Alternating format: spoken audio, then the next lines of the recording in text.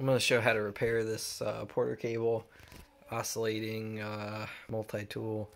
So first took out all the Phillips screws from here, all these holes all the way along. And then it has this little through bolt. It's got a socket-headed cap screw and a little nut. I don't know what size that is. So once you get that out, you can slide this pin out, just pressing it out, grab it on the other side. This thing is just working intermittently.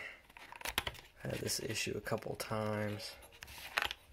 Just working that on out. So let's see if I can set this up.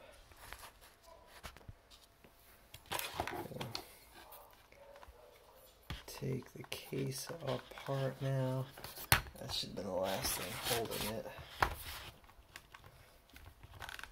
think I got all the screws. Yep.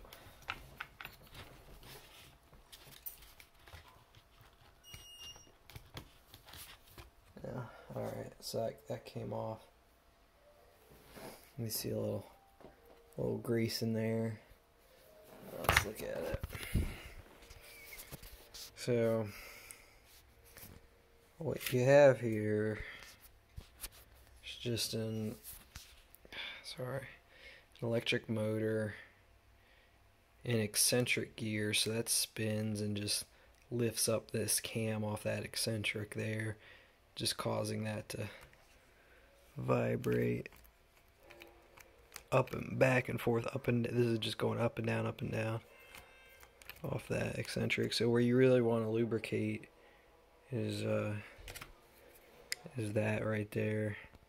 That's the most important lubrication point to get all the junk out of. That'd be bearing, big bearing.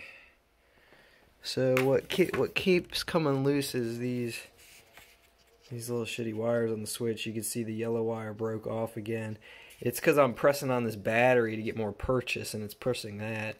So I just need to come in here and put a big old fat glob of solder right there. Well, I'm going to strip it back. And if I don't have any wire left, let's turn this around. If I don't have any wire left, what I'll do is just undo that and put a nice, this is like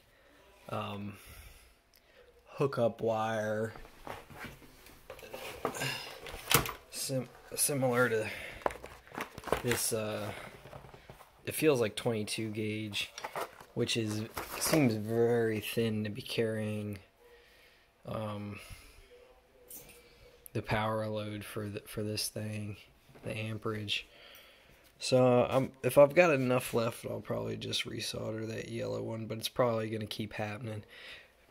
So overall, it's just the switch, the circuit board carrying the power from the battery, little voltage adjustment knob, probably a variable resistor, then the motor, little fan for the motor, then you've got the bearing, eccentric, I don't know what that is, kind of like a cam arm that transmits the kind of back and forth motion through the